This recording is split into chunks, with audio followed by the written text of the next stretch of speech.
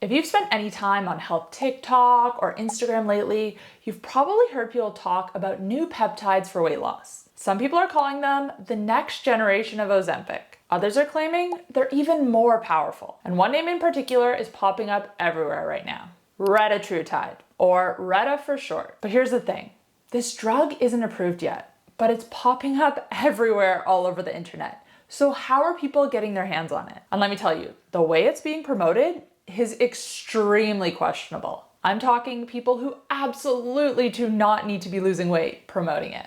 Whole profiles dedicated to them and referring you to shop the link in their bio to buy them from a shady source. So in today's video, I want to break it down. What are peptides? What is Retatrutide and how does it work? How do these compare to other medications like Ozempic or Wegovy? And whether it's actually safe. And I want to be clear from the very start. I am not promoting these drugs. Many of them are still in clinical trials, which means we simply do not know the long-term effects yet. But understanding what they are, how they work, and who they might be appropriate for is still an important conversation, because weight loss is hard. And if you've struggled with yo-yo dieting and losing the same 10, 15, 20 pounds for years, it can be extremely frustrating. Peptides are simply short chains of amino acids. You can think of them like small proteins in the body that act like signals. And your body actually produces many peptides. Things that regulate your hunger, your metabolism, blood sugar, muscle growth, and hormone signaling. Some peptides act like messengers between organs. For example, certain peptides signal your brain that you've eaten enough and it's time to stop eating.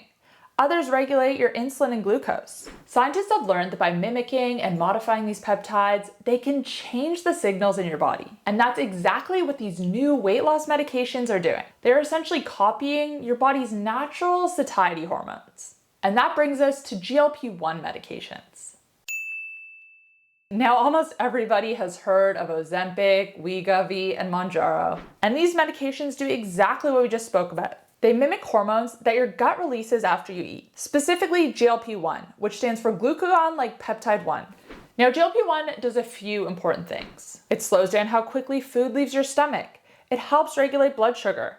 And most importantly for weight loss, it signals fullness to the brain. So when GLP-1 is elevated, people are naturally less hungry. They eat less. And as a result, weight loss often follows. Now here's where this new generation of drugs makes things interesting. GLP-1 is just one of many appetite hormones. So what if we stimulated multiple hunger-regulating hormones at the same time? And that's exactly what these newer peptides like Reta are designed to do. But before we get into that, I want to explain exactly why hunger control matters so much in this discussion. There is a huge misconception that weight loss is all about discipline. Eat less, move more. How many times have you heard that? But anyone that's actually tried to lose weight knows that knowing what to do is not the hardest part. Your body has powerful biological systems designed to protect you from starvation. When you eat less food, your body often responds by increasing hunger hormones, lowering your metabolic rate, and increasing cravings. And this is one of the reasons why dieting can feel so difficult. Your biology is pushing back. So medications that reduce hormone signals make things so much easier. But there's a big difference between temporary appetite suppression and long-term metabolic health. And that's something we need to talk about. But first, let's get into the peptide that everyone is talking about right now. Retatrutide is a new injectable peptide currently being studied for weight loss. And like I said at the start, it hasn't been approved yet. It is still undergoing clinical trials. But the early research has gotten a lot of attention because Retatrutide doesn't just activate one appetite hormone. It targets 3 different metabolic pathways. These include GLP-1, which we spoke about, GIP, and glucagon receptors. Each of these hormones impacts metabolism in a slightly different way. GLP-1 helps to control hunger and blood sugar. GIP also plays a role in insulin regulation and satiety. And glucagon influences how the body uses stored energy. So this drug activates multiple pathways at once. In other words, it actually might help you to not only eat less, but also burn more energy at the same time. Early trial results have shown very significant weight loss, which is why so many people are talking about it. But this is where we need to slow down a bit, because early results do not tell the full story. Whenever a new weight loss drug comes out, the internet tends to explode with hype. People start calling it a miracle drug, the next Ozempic, or the future of weight loss. And sure, the early results have been promising, but we have no idea about the long-term effects. Clinical trials are designed to answer these questions. They monitor participants for years to see what happens over time.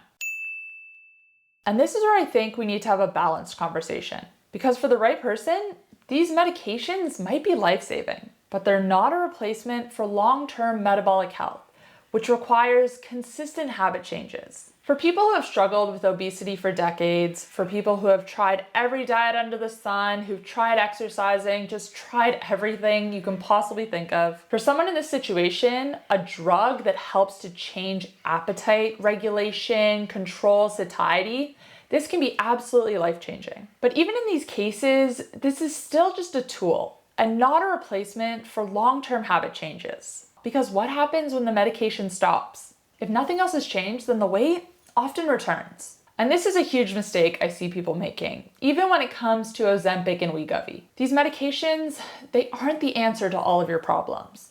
Like I said, they're a tool, not the solution. These medications work best when they're paired with lifestyle changes. Things like increasing your protein intake, improving your sleep, building muscle, stabilizing your blood sugar. And this is something I talk a lot about in my insulin resistance playbook series. You don't need a huge, dramatic life overhaul. You don't need to change every single thing you're eating. You don't even have to cut out food groups. What you do need to do is make small, maintainable changes. Changes you can stick to long term. So even once you've lost the weight, once you've lowered your blood sugar, improved your insulin sensitivity, the results remain. If dieting feels frustrating and nothing seems to work, insulin resistance is often part of the reason. When insulin levels are chronically elevated, the body tends to prioritize fat storage, which makes weight loss much harder. And we really can't confuse weight loss with long-term metabolic health. They aren't always the same thing. So I do understand why people are excited about these new weight loss medications.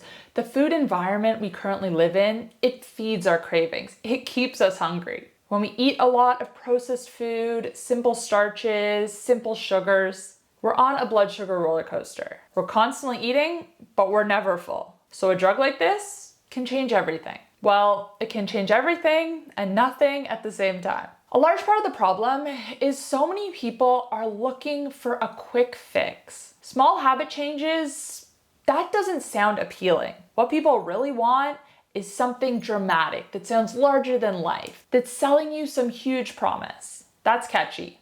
That's what people are looking for.